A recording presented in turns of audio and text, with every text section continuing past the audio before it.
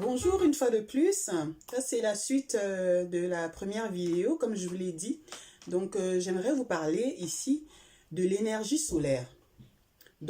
Énergie renouvelable, le photovoltaïque. Le rayonnement solaire est transformé en électricité. Et la conversion se fait dans un tout petit boîtier qu'on appelle un semi-conducteur. Le semi-conducteur va envoyer un signal à l'onduleur, qui est ce boîtier-là, le plus important de tous, qui va transformer le signal de l'énergie solaire en courant, ce courant-là alternatif, qui est similaire au courant du réseau. Donc le signal est à peu près de 10 à 13 volts et le courant alternatif atteint les 230 volts. Il est envoyé dans un disjoncteur qui va répartir l'énergie sur tous les appareils que vous utilisez dans votre demeure.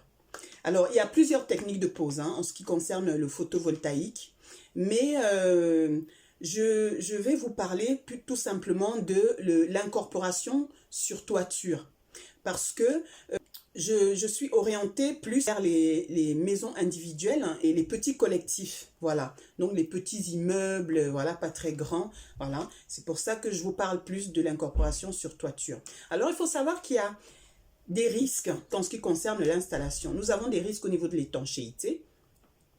Il faut qu'il n'y ait pas d'adhérence à l'eau. Au niveau des incendies, parce que quand il y a surchauffe, ça peut prendre feu. Voilà. Donc voilà les deux risques principaux. Il y en a un autre aussi, mais ceux-là, ce sont les principaux. Voilà. Donc, nous avons aussi au niveau des règles de l'urbanisme, ce n'est pas encore tout à fait applicable en Afrique parce que le gouvernement n'est pas encore impliqué, vu les pas de tortue qu'on fait en ce qui concerne l'énergie renouvelable, surtout le photovoltaïque. Au niveau de l'urbanisme, ce n'est pas encore transparent à ce niveau-là. Mais je vais quand même vous dire ce qui se fait au niveau de la France. Au niveau de la France, lorsque c'est un bâtiment neuf, il est demandé que la demande se fasse incluse dans la demande du permis de construire. Lorsque c'est un bâtiment existant, elle est soumise à une information préalable à la mairie. Donc voilà, juste pour mettre au courant la mairie que vous êtes en train de préparer quelque chose sur votre toiture, par exemple. Alors, nous avons un point très important en ce qui concerne le photovoltaïque, c'est le dimensionnement. L'installation a une incidence sur la charpente. Vous voyez, par rapport à son poids, elle peut créer une déformation, voilà, un effondrement. Donc, c'est une incidence assez importante et il faut faire attention au dimensionnement parce que quand c'est constitutif, c'est du domaine du technicien. Après, c'est lui qui sait comment est-ce que... Mais il faut déjà savoir si vous voulez constitutif, il faut voir les avantages et les inconvénients. Alors, on y reviendra peut-être un peu plus tard. Par rapport à cela, nous avons le positionnement qui est vraiment primordial. Le positionnement du photovoltaïque, comme je vous disais tout à l'heure par rapport au dimensionnement, le positionnement a vraiment une incidence sur la charpente. Et nous avons l'orientation des panneaux, l'orientation qui est très importante parce qu'elle permet une optimisation de la production. Le panneau doit être orienté, par exemple, en France, ce serait plein sud. Voilà, il faudrait les orienter du côté sud afin que la production soit effective et que les panneaux capturent pleinement le rayonnement en tout point. Au niveau de l'Afrique, c'est à plat. Au niveau des îles comme Madagascar ou les Comores, ce serait en plein nord. Donc, ça diffère au niveau des régions. Donc, il faut vraiment, quand vous êtes sur le point de vous engager à investir pour cette solution énergétique, il faut vraiment vous renseigner. Nous avons eu l'orientation, maintenant nous avons l'inclinaison. L'inclinaison qui vous permet, justement, selon le site, selon les pays, selon les régions, selon vraiment le site que vous avez choisi, hein, qui vous permet justement la capture, une très bonne capture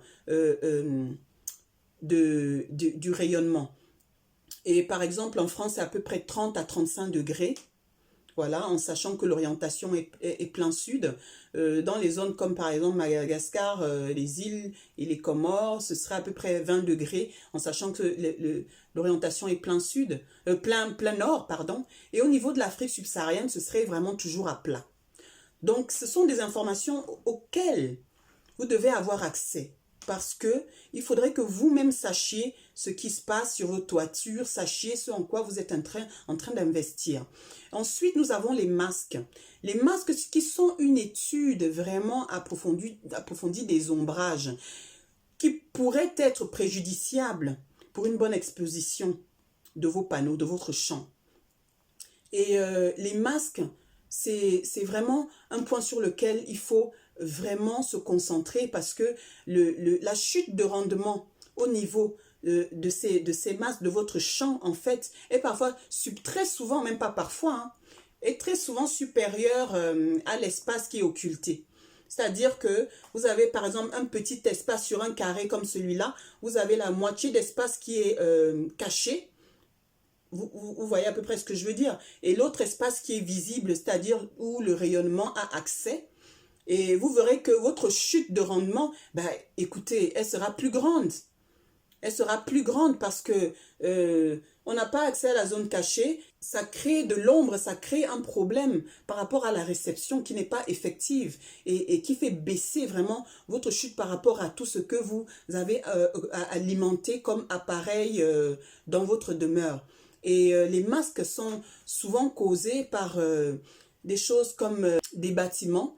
Donc, ce à quoi il faut faire attention, c'est quand vous avez ce genre de projet, vous vous renseignez. Par exemple, au niveau de l'urbanisme, vous renseignez sur la constructabilité alentour, savoir s'il y aura des bâtiments, des immeubles, dans quel sens ils seront, de quel côté.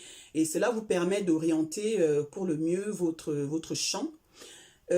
Ensuite, il faut surveiller la croissance des arbres, c'est-à-dire la prévenir, la croissance des arbres, de manière à ce que si un arbre a trop poussé, qu'on l'élague, si un arbre est en train de pousser, qu'on le coupe, c'est comme vous le désirez, ou alors on lui donne une forme particulière pour éviter à ce qu'elle pousse du côté où vous avez fait votre installation.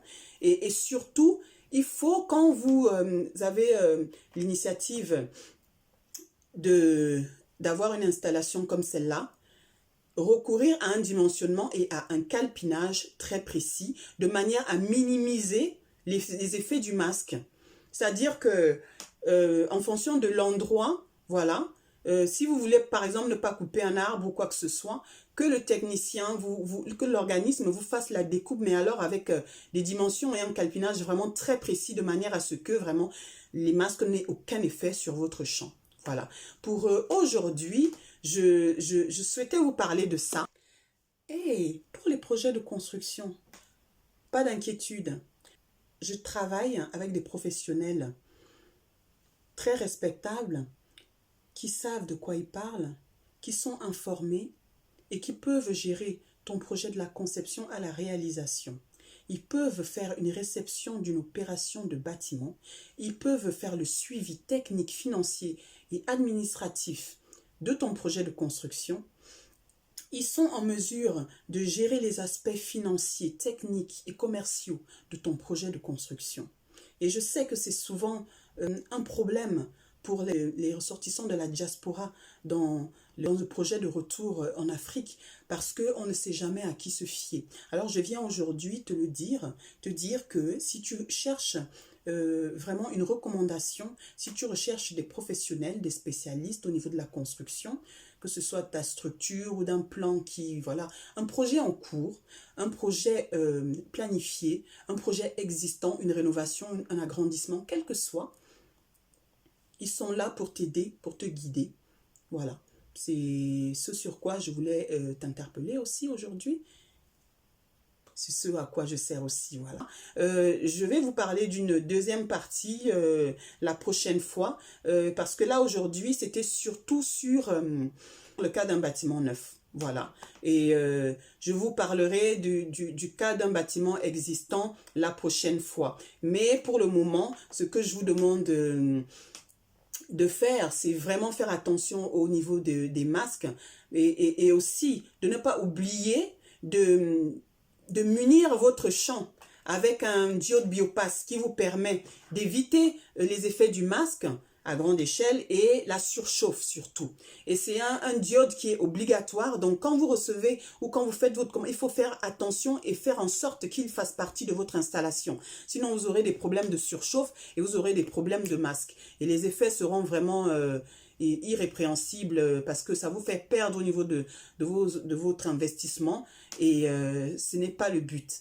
Donc voilà ce que je voulais vous apporter par rapport à ça. C'est une énergie vraiment géniale. C'est une énergie sur laquelle on peut faire de grandes choses. J'aimerais que vous y pensiez. Voilà, il y a encore beaucoup de choses qui sont en train d'être faites, beaucoup de trouvailles que j'ai faites et je suis très excitée par rapport à ça parce que je pense qu'on peut faire de grandes choses avec ça. Je pense que c'est un avantage que de travailler sur cette énergie qui peut vraiment rendre les choses plus agréables, la vie plus confortable, qui peut changer la donne au niveau de l'Afrique, au niveau du quotidien de chaque Africain. Et c'est ce à quoi je venais t'interpeller. Je suis Divine Heurtelée de retour au pays et je te demande de t'abonner. Je te demande d'aimer, de ne pas aimer. Si tu n'as pas aimé, dis-moi pourquoi dans les commentaires. Et suggère-moi surtout des choses. Si j'ai oublié quelque chose, s'il te plaît, je suis là pour apprendre. On échange. Dis-moi ce que tu en as pensé et je te veux en forme pour la prochaine fois. N'oublie pas, hein, n'oublie pas de partager et n'oublie pas que le destin de l'Afrique repose entre tes mains. Et je te dis à bientôt.